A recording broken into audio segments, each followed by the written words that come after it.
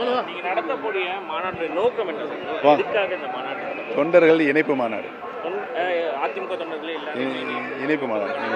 இணைப்பு மாநாடு. பிரமாண்டமா நடத்த போறீங்க. எவ்வளவு பிரமாண்டமா நடத்துறதுக்கான ஏற்பாடுகள்? மிகப்பெரிய எழுச்சி மாநாடாக அந்த மாநாடு வெற்றிகரமாக நடக்கும். சார், அதாவது நீங்க தான் ஆரம்பத்துல இருந்தே பிஜேபி வந்து நெருக்கம் காட்டிட்டு இருந்தீங்க.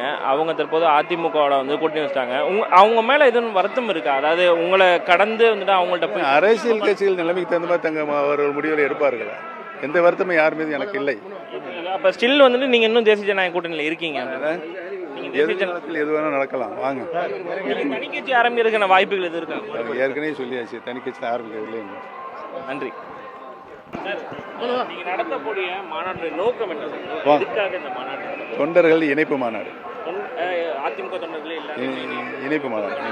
இணைப்பு மாநாடு. பிரமாண்டமா நடத்த போறீங்க.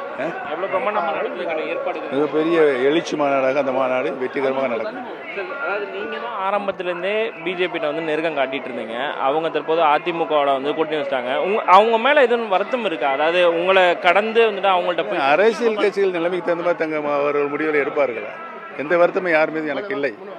அப்ப ஸ்டில் வந்துட்டு நீங்க இன்னும் தேசிய ஜனநாயக கூட்டணியில இருக்கீங்க. எதிர்காலத்தில் எது வேணாலும் நடக்கலாம். வாங்க. தனி கட்சி ஆரம்பிக்கிறதுக்கான வாய்ப்புகள் எது இருக்கா? ஏற்கனவே சொல்லியாச்சு, தனி கட்சி ஆரம்பிக்கவில்லை. நன்றி.